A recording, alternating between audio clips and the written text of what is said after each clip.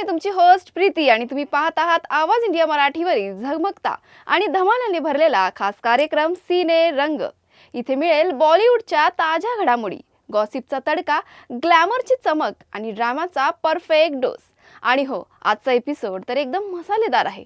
आपण पाहणार आहोत झुटोपिया 2 ची बॉक्स ऑफिसवर सध्या धूम आहे, तर दुसरीकडे बिग बॉस मराठीच्या 6व्या पर्वाची चाहत्यांमध्ये सुरू असलेली उत्सुकता वाढली आहे। कारण या शोचं सूत्रसंचालन कोण करणार हा मोठा प्रश्न आहे। प्राजक्ता गायकवाडच्या ब्रायडल मेहंदी सोहळ्याची सध्या चर्चा होतीये। भाग्यश्री लिमेचा सिंपल पण स्टायलिश लुक व्हायरल झालाय। चला तर सुरू करूयात आजचा आपला आवडता धमाल एपिसोड सिने रंग। कारण इथे प्रत्येक रंग आहे पूर्णपणे फिल्मी।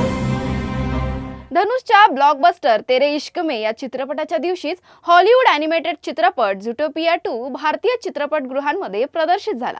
झुटोपिया 2 प्रेक्षकांना आकर्षित करण्यात यशस्वी झाला आणि चित्रपटाला चांगली सुरुवात मिळाली।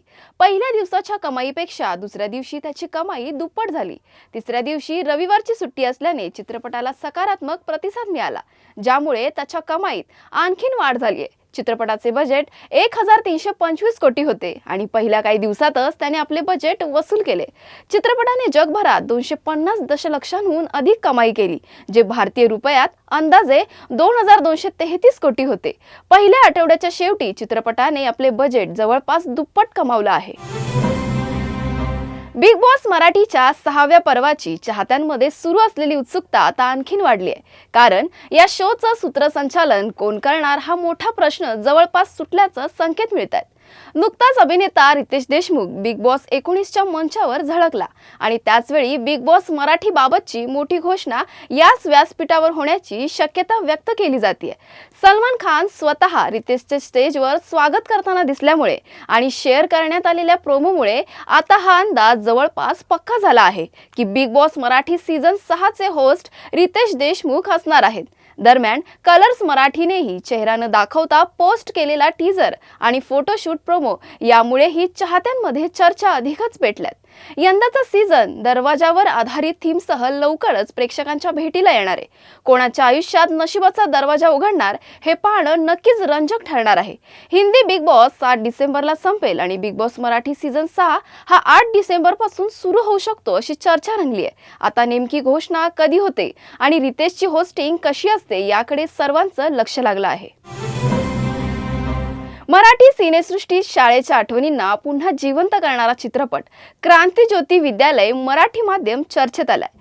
नुकताच या चित्रपटाचा टीजर प्रदर्शित झाला असून प्रेक्षकांकडून त्याला उत्तम प्रतिसाद मिळतोय। या उत्सुकतेत भर घालत दिग्दर्शक हेमंत ढोमे यांनी चित्रपटाच्या संगीत टीमची घोषणा केली आहे। महाराष्ट्रभर लोकप्रिय झालेल्या आणि लोककलेला नवीन ओळख देणाऱ्या द फोक आख्यान या टीमकडे या चित्रपटाच्या संगीताची जबाबदारी देण्यात आली। या चित्रपटासाठी त्यांनी विशेषतः 5 दमदार लोकसंगीत प्रधान गाण्यांची निर्मिती केली आहे। संगीतकार हर्ष विजय यांचे संगीत दिले असून गीतकार ईश्वर ताराबाई अंधारे यांनी गाणे लिहिली आहेत। संगीतकार हर्ष विजय म्हणतात, आमचा क्रांतिज्योती विद्यालय मराठी माध्यम हा पहिलाच चित्रपट असून ही आमच्यासाठी खूप मोठी भावना आहे। आम्ही महाराष्ट्राच्या लोककलेत वाढलो, त्याच मातीच्या आवाजात गाणी बनवली आणि आता तीच कला मोठ्या पडद्यावर नेण्याची संधी मिळणं ही आमच्या आयुष्यातली खास गोष्ट आहे। हेमंत ढोमे लिखित, दिग्दर्शित आणि क्षितिजोग यांच्या चलचित्र मंडळी निर्मित हा चित्रपट 1 जानेवारी 2026 रोजी थिएटर्समध्ये प्रदर्शित होणार आहे। बॉलिवूडमध्ये लग्नसराईचा माहोल असताना आता पादुकोण कुटुंबातही एक आनंदाची बातमी समोर आली आहे। अभिनेत्री दीपिका पादुकोणची धाकटी बहीण अनिशा पादुकोण लवकरच विवाह बंधनात अडकणार असल्याची माहिती समोर आली आहे। अनिशाचा होणारा जीवनसाथी हा रोहन आहे, जो दिग्गज चित्रपट निर्माते बिमल रॉय यांचा पंतू असून सनी देओलच्या सुनेचा भाऊ आहे। म्हणजेच या लग्नामुळे पादुकोण आणि देओल कुटुंबात सोयरीक जुळणार आहे। अनिशा आणि रोहन गेल्या अनेक वर्षांपासून एकत्र आहेत, मात्र त्यांनी आपलं नातं प्रकाश झोतातून दूर ठेवलं होतं। या संबंधात अभिनेता रणवीर सिंगची महत्त्वाची भूमिका असल्याचं सांगितलं जातंय। कारण रणवीरचे आई-वडील आणि रोहनचे कुटुंब खूप वर्षांपासून परिचित आहेत। अनिशा ही व्यावसायिक गोल्फपटू असून दीपिकाच्या लाईव्ह लव्ह लाभ फाउंडेशनमध्ये महत्त्वाची जबाबदारी सांभाळते। तर रोहन दुबईत स्थायिक असून कौटुंबिक ट्रॅव्हल व्यवसाय पाहतो. या दोघांच्या लग्नाबाबत अधिकृत घोषणा अद्याप झालेली नसली तरी दोन्ही कुटुंबात आनंदाचं वातावरण असून लवकरच तारीख जाहीर करण्यात येण्याची शक्यता व्यक्त केली जाते. सध्या मनोरंजनाच्या दुनियेत दिमागदार लग्न सोहळ्यांची चर्चा आहे. बिग बॉस मराठीचा विजेता सूरज चव्हाण यानंतर आता मराठमोळी अभिनेत्री प्राजक्ता गायकवाड हिच्या लग्न सोहळ्याची चाहत्यांमध्ये उत्सुकता वाढली आहे. स्वराज्य रक्षक संभाजी मालिकेतील येसूबाईची भूमिका साकारणारी प्राजक्ता तिच्या नवऱ्या शंभूराज खुटवड यांच्यासह लग्नाच्या पूर्वविधींमध्ये व्यस्त आहे. नुकतेच पार पडलेला तिचा ब्रायडल मेहंदी सोहळा चाहत्यांसाठी आकर्षणाचा विषय ठरला. प्राजक्ताचा mehndi colour lehenga, minimal makeup आणि ज्वेलरीतील ती अतिशय सुंदर दिसत होती. खास गोष्ट म्हणजे मेहंदीच्या कार्यक्रमात तिचा नवरा शंभूराजही दिसला आणि त्याने प्राजक्ता का दुल्हा असा उल्लेख करून दोघांचा गोडपणा प्रकट केला. साखरपुडा 7 ऑगस्ट 2025 रोजी पार पडला असून प्राजक्ता आणि शंभूराजचा विवाह सोहळा थाटामाटात रंगणार आहे. चाहत्यांची शुभेच्छा आणि प्रेम यामुळे हा सोहळा सोशल मीडियावर चर्चेचा विषय ठरत आहे. मराठी मनोरंजन क्षेत्रातील लोकप्रिय अभिनेत्री भाग्यश्री लिमये पुन्हा एकदा चर्चेत आली आहे. अभिनय, सौंदर्य आणि सध्या लुकसाठी ओळखल्या जाणाऱ्या भाग्यश्रीने तिच्या नवीन फोटोशूटमुळे सोशल मीडियावर धुमाकूळ घातलाय. घाडगे अँड सून्स या मराठी मालिकेतून भाग्यश्री लिमयेने मालिका क्षेत्रात दमदार पदार्पण केलं होतं. भाग्यश्रीचा प्रवास यशाचा राहिला आहे. मुंजा आणि सत्यमेव जयते 2 या हिंदी चित्रपटातही दिसलीये. कांदा पोहे या भाडीपा सिरीजमुळे ती प्रेक्षकांच्या अधिक जवळ पोहोचली. अलीकडेच भाग्यश्रीने अ फॉर्मल डे या कॅप्शनसह तिचे काही फोटो इंस्टाग्रामवर शेअर केलेत.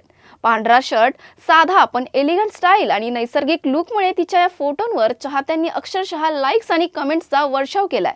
भाग्यश्रीचा हा फॉर्मल लुक केवळ स्टायलिशच नाही तर तिच्या आत्मविश्वास आणि व्यक्तिमत्वाला आणखीन अधोरेखित करताना दिसतोय. सोशल मीडियावर तिच्या या फोटोशूटची जोरदार चर्चा सुरू आहे. मुंबईतील माटुंगा येथील यशवंत नाट्यगृहात 25व्या नटसम्राट बालगंधर्व पुरस्कार सोहळ्याचे भव्य आयोजन नुकतंच पार पडलं. केंद्रीय सांस्कृतिक कार्यमंत्री गजेंद्रसिंग शेखावत यांनी कार्यक्रमात उपस्थित राहून पुरस्कार वितरण केलं.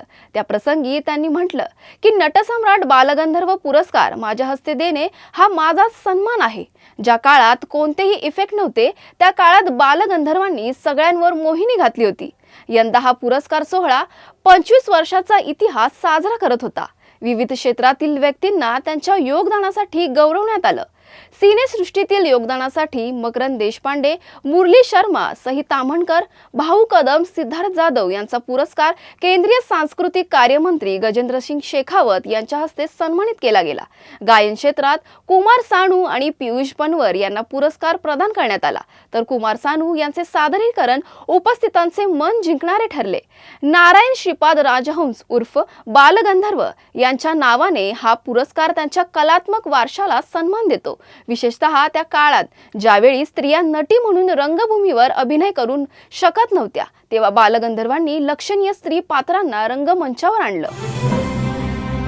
आजच्या शो मध्ये एवढंच. परत भेटूया नवीन मनोरंजन विश्वातील काही मसालेदार बातम्यांसह. तोपर्यंत बघत रहा आवाज इंडिया मराठी.